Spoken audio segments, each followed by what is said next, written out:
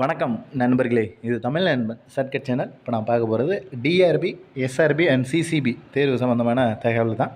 So இந்த தேர்வுக்கான notification அப்படின்றது பார்த்திங்க அப்படின்னா கூடிய விரைவிலேயே வந்துடும். ஸோ நோட்டிஃபிகேஷனுக்கு முன்னாடி நம்ம தேர்வுக்கு எந்த அளவுக்கு தயாராகிறோம் அப்படின்றத நம்ம ஜாபுக்கு போகிறதும் போகாமல் இருக்கிறதும் நிர்ணயிக்க போகிற ஒரு விஷயம்.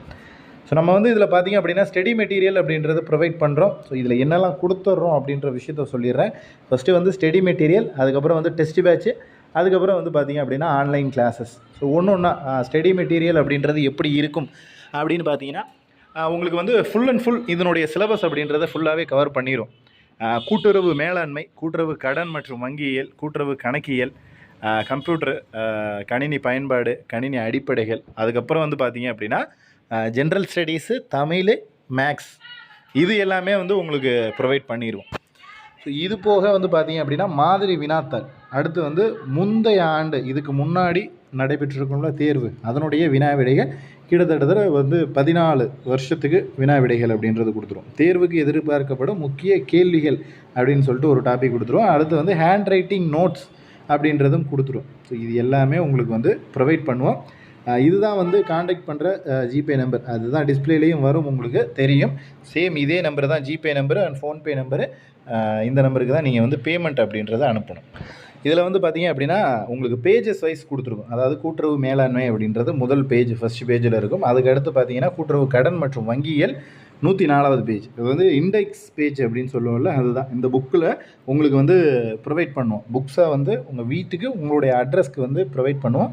அந்த புக்கில் இருக்கிற இண்டெக்ஸ் பேஜ். கூட்டுறவு கணக்கியலுங்கிறது 215, கணினி மற்றும் கணினி பயன்பாடு அடிப்படை, கணினி அடிப்படைகள் 348வது பேஜஸ், மாதிரி வினாத்தாள் 454, மொத்தமாக பேஜஸ் அப்படின்றது ஹேண்ட் ரைட்டிங் நோட்ஸோடு பார்த்தீங்கன்னா 622 முடியுது. இது பார்த்தீங்கன்னா 750 பேஜஸ் வரையும் உங்களுக்கு டோட்டலாக கவர் ஆகும்.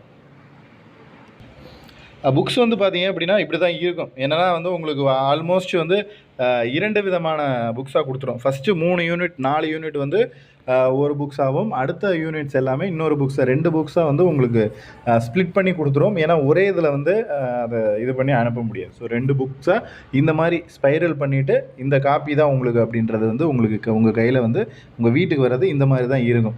ஜென்ரல் ஸ்டடீஸ், தமிழ், மேக்ஸ் அப்படின்றது பிடிஎஃப் ஃபைலாக கொடுத்துருவோம். இது எல்லாமே தான் உங்களுக்கு இதாகவே கொடுப்போம். மெட்டீரியலாக ஹேண்ட் ரைட்டிங் மெட்டீரியலாக கொடுக்குறது இந்த மெட்டீரியல்ஸ் மட்டும்தான்.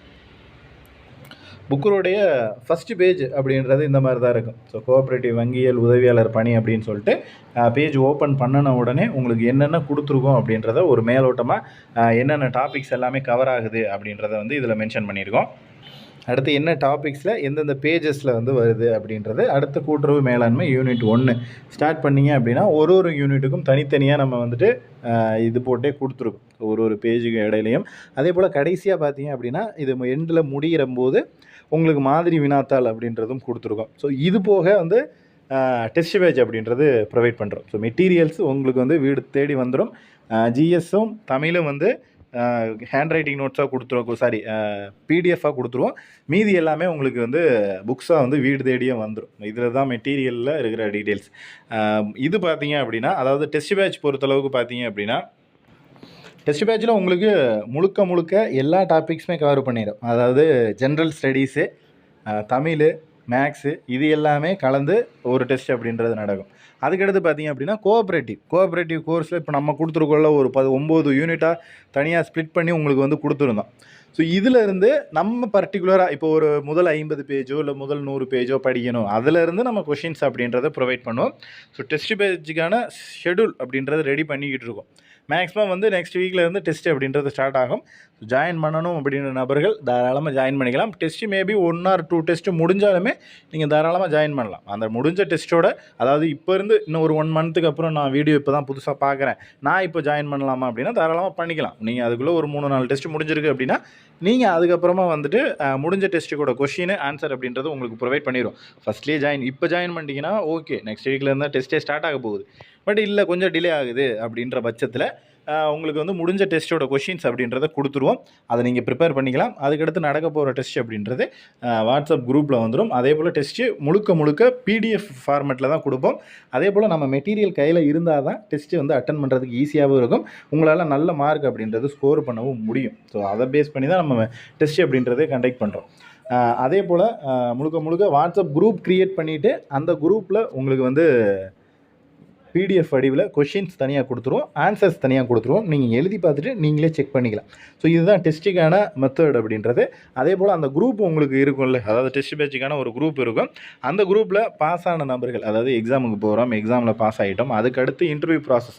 ஸோ இன்டர்வியூவில் எந்த மாதிரி அட்டன் பண்ணலாம், எந்த மாதிரியான கேள்விகள் கேட்பாங்க, நமக்கு அது எந்த மாதிரியான பதில்கள் சொல்லலாம், இதற்கான டிஸ்கஷன் அப்படின்றதும் அந்த குரூப்பில் நடக்கும். அது வந்து உங்களுக்கு ஜாப் போகிற வரையும் நம்ம அதற்கான கைடன்ஸ் அப்படின்றது கண்டிப்பாக கொடுப்போம். ஸோ கம்பல்சரி அதற்கான கைடன்ஸ் அப்படின்றது நம்மக்கிட்ட இருந்து கிடைக்கும். ஸோ இதுதான் வந்து டெஸ்ட் பேட்சுக்கான டீட்டெயில்ஸ். அதுக்கு அடுத்தபடியாக பார்த்தீங்க அப்படின்னா ஆன்லைன் கிளாஸ்.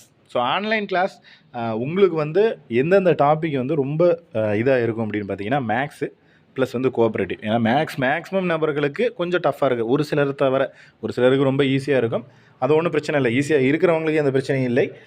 ஈஸியாக இல்லாத நபர்களுக்கு மேக்ஸ் கொஞ்சம் டஃப்பாக இருக்கும். ப்ளஸ் வந்து கோஆப்ரேட்டிவ் அப்படின்றது டஃப்பாக இருக்கும். ஸோ இது ரெண்டுக்குமான ஆன்லைன் கிளாஸஸ் அப்படின்றது நம்ம கொடுத்துருவோம். ஆன்லைன் கிளாஸஸ் அப்படின்னு பார்த்தீங்கன்னா நிறைய பேர் வந்து கன்வீனியன்ட்டான டைம், அதாவது இப்போ நீங்கள் 10 to 11 ஜூம் மீட்டிங்கில் வாங்க, ஜூம் அட்டன் பண்ணுங்கள் அப்படின்ற மாதிரிலாம் பண்ணணும் அப்படின்னா அது வந்து அவங்களுக்கு கன்வீனியண்ட்டாக டைம் இருக்க மாட்டேங்குது.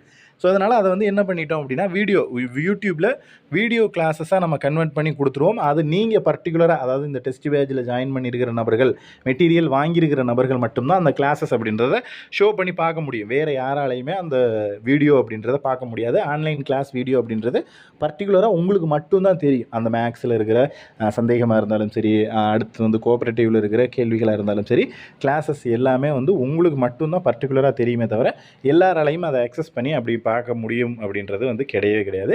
ஸோ நீங்கள் மட்டும்தான் அதை அக்சஸ் பண்ணி பார்த்துக்க முடியும். அதை வந்து தெளிவாக தெரிஞ்சுங்க.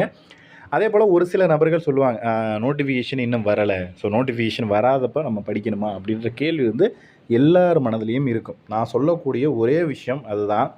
நான் என்ன சொல்கிறேன் அப்படின்றத கொஞ்சம் கவனமாக, இந்த ஒரு பாயிண்ட்டை மட்டும் கவனமாக கேளுங்க. அடுத்து நம்ம படிக்கலாமா, படிக்க ஸ்டார்ட் பண்ணலாமா அப்படின்றத வந்து நீங்களே அதை வந்து முடிவு பண்ணிக்கலாம். அதாவது ஒன்றும் இல்லைங்க, எக்ஸ் அப்படின்னு ஒரு நபர், யாரோ ஒரு நபர், இங்கே வந்து நீங்கள் ஒய் அப்படிங்கிறது தான் நீங்கள்.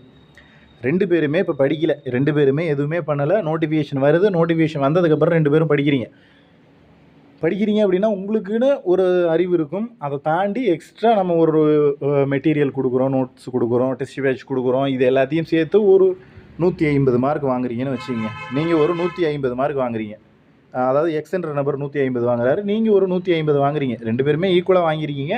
ஏன்னா 2 பேரும் கரெக்டாக பர்டிகுலர் இந்த டைமில் படிக்க ஆரம்பிச்சிருங்க. 2 பேரும் ஒரே கம்யூனிட்டி, அதாவது எக்ஸாம்பிளுக்காக சொல்கிறேன், யாரோ ஒரு நபர், நீங்கள் ஒரு ஆள், 2 பேரும் சேர்ந்து கரெக்டான டைமில் கரெக்டான நேரத்தில் நோட்டிஃபிகேஷன் வந்ததுக்கப்புறம் படிக்க ஆரம்பிக்கிறீங்க. நல்லா ஃபுல்லாக படிக்கிறீங்க, 150 மார்க் வாங்குறீங்க, 2 பேரும் 150 வாங்குறீங்க. இப்போ என்ன நடக்கும்? இதில் நிறைய என்ன சொல்கிறது, ஏஜ் கரெக்டாக இருக்கா, குவாலிஃபிகேஷன் இருக்கா, அது இதுன்னு ஏகப்பட்ட பிரச்சனை. சரி, அதே போல் இந்த எக்ஸாம்பிளை பாருங்கள். அதாவது ஒன்றும் இல்லை, இந்த நான் சொன்னல, நீங்கள் வந்து கடைசி நாள் படிக்கிறீங்க, 2 பேரும் ஈக்குவலாக படிக்கிறீங்கன்னு, நோட்டிஃபிகேஷன் வர்றதுக்கு ஒரு 10 நாளைக்கு முன்னாடி, அதாவது எக்ஸ்ன்ற நபர் நோட்டிஃபிகேஷன் வருதுங்க, நோட்டிஃபிகேஷன் வந்த அன்றைக்கி ஸ்டார்ட் பண்ணுறாரு, 150 மார்க், நம்ம சொன்ன நோட்டிஃபிகேஷன் வந்தப்போ 150 மார்க் வாங்குறாரு. நீங்கள் நோட்டிஃபிகேஷன் வர்றதுக்கு ஒரு 10 நாளைக்கு முன்னாடியோ, ஒரு 5 நாளைக்கு முன்னாடியோ, ஏன் ஒரு 1 வீக் முன்னாடியோ, ஒரு 20 டேஸ் முன்னாடியோ, எவ்வளோ ஒரு நாள் அவர் நோட்டிஃபிகேஷன் வருது, வந்ததுலேருந்து ஸ்டார்ட் பண்ணுறாரு. நீங்கள் நோட்டிஃபிகேஷன் வர்றதுக்கு முன்னாடி அது எத்தனை நாளாக வேணாலும் இருந்துட்டு போட்டோம், நீங்கள் அவரை விட ஒரே 1 மார்க் எக்ஸ்ட்ரா எடுக்கிறீங்க. இங்கே யாருக்குங்க பெனிஃபிட்? நீங்கள் வந்து அவரை விட 200 மார்க் வாங்க வேணாம், 200க்கு 200 அடிக்க வேணாம், 200 கொஷினுமே கரெக்டாக போட வேணாம், 190 போட வேணாம். நான் என்ன சொல்கிறேன்னா, இந்த நபர் வாங்கின, அதாவது உங்கள் கம்யூனிட்டியில் உங்கள் கேட்டகரியில் இருக்கிற ஒரு நபர் வாங்குகிற மார்க்கை விட நீங்கள் 1 மார்க் எக்ஸ்ட்ரா எடுத்தீங்கன்னா உங்களுக்கு தாங்க வேலை. அதை தான் சொல்கிறேன், 1 மார்க்குக்காக படிங்க.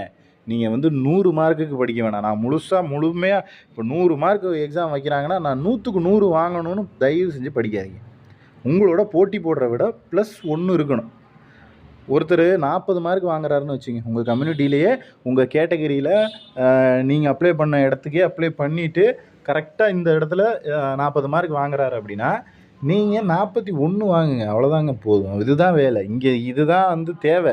அதை விட்டுட்டு நான் 100க்கு படிக்கிறேன், 150க்கு படிக்கிறேன்னா நம்மளால் எய்ம் பண்ணி படிக்க முடியாது. ஸோ முடிஞ்ச வரைக்கும் நாம் சொன்னது தான், அதாவது 100க்கு 90% நபர்கள் என்ன பண்ணுவாங்க அப்படின்னா நோட்டிஃபிகேஷன் வந்ததுக்கப்புறம் படிக்க ஸ்டார்ட் பண்ணுவாங்க. ஸோ 100க்கு 90% நோட்டிஃபிகேஷன் வந்ததுக்கப்புறம் படிக்க ஸ்டார்ட் பண்ணுவாங்க. மீதி இருக்கிற அந்த 10% நபர்கள் இருக்காங்க பாருங்கள், அந்த 10% நபர்கள் மட்டும்தான் இப்போ இருந்து படிக்க ஆரம்பிப்பாங்க. இப்போ இருந்து படிக்கிறதுனால அவங்க வந்து உங்களை விட அப்படியே ஹை ரேஞ்சில் மார்க் வாங்க போகிறதில்ல. உங்களை விட 4 மார்க்கோ 5 மார்க்கோ கூட வாங்கிடுவாங்க. அதுதான் வந்து உங்களுக்கு வேலைக்கு போகிறதுக்கான ஒரு மிகப்பெரிய ஒரு தடைகள்லாம் இருக்கும். உங்களுக்கு வந்து கட் ஆஃபில் கடைசியாக என்ன பண்ணுவீங்கன்னா, நோட்டிஃபிகேஷன் வந்துச்சு, நான் வந்ததுலேருந்து விடிய விடிய கண்முழிச்சு படித்தேன், மாங்குன்னு படித்தேன், கடைசியாக பார்த்தீங்கன்னா எனக்கு வந்து 4 மார்க்கில் போச்சு, 3 மார்க்கில் போச்சு அப்படின்னா, அதுக்கு காரணம் என்ன? உங்களை விட ஒரு நபர் 1 மாதத்திற்கு முன்னாடி இருந்தே அவர் வந்து ஸ்டார்ட் பண்ணிக்கிட்டு இருக்காரு, அவர் வந்து படிச்சுக்கிட்டு இருக்காரு அப்படின்னு தான் அர்த்தம். ஸோ அதுதான். ஸோ வெறும் அந்த 10% நபர்களில் நானும் ஒருத்தனாக இருக்கணும் அப்படின்னு மட்டும் நினச்சிங்க. அதை விட்டுட்டு அந்த 90% நபர்களில், அதாவது நோட்டிஃபிகேஷன் வந்ததுக்கப்புறம் படிக்கக்கூடிய 90% நபர்களில் நானும் ஒருத்தனாக இருக்கேன் அப்படின்னு இருந்தீங்க அப்படின்னா கண்டிப்பாக இதுதான் நடக்கும். டிஆர்பியில் சேம் இதே பொசிஷன் தாங்க. இந்த 10% நபர்கள் சொன்னல, இந்த 10% நபர்களுக்கு மட்டும்தான் வேலை கிடச்சிருக்கு. நோட்டிஃபிகேஷன் வர்றதுக்கு முன்னாடியும் கோர்ஸுக்கு அப்ளை பண்ண நாள்லேருந்து படிக்க ஆரம்பித்த நபர்களுக்கு மட்டும்தான் வேலை கிடச்சிருக்கு. அதனால் நிறைய பேர் வந்து வீடியோ பார்க்குற நிறைய பேர் கோர்ஸுக்கு அப்ளை பண்ணியிருப்பீங்க, ஆல்ரெடி முடிச்சிருப்பீங்க, இல்லை ஆல்ரெடி படிச்சுக்கிட்டு இருப்பீங்க, டிப்ளமோ கோர்ஸ் படிச்சுக்கிட்டு இருப்பீங்க. ஸோ இந்த மாதிரி இருக்கிற நபர்களாக இருந்தீங்க அப்படின்னா நோட்டிஃபிகேஷனுக்கு முன்னாடி படிங்க. நோட்டிஃபிகேஷன் வந்ததுக்கப்புறம் படிச்சிங்க அப்படின்னா நீங்களும் ஆட்டு மந்தைகளோட 90% நபர்களாக தான் இருக்க முடியுமே தவிர, அந்த வேலை வாங்கக்கூடிய 10% நபர்களாக இருக்கிறதுக்கான வாய்ப்புகள் அப்படின்றது மிக மிக குறைவாயிடும். நோட்டிஃபிகேஷன் வந்ததுக்கப்புறம் படிச்சிங்க அப்படின்னா உங்களோட எஃபர்ட் அப்படின்றது ரொம்ப ஹை லெவலில் கொடுக்கணும். அப்போ தான் வந்து நமக்கு வேலைக்கு போகிறதுக்கான சாத்தியக்கூறு அப்படின்றது இருக்குது.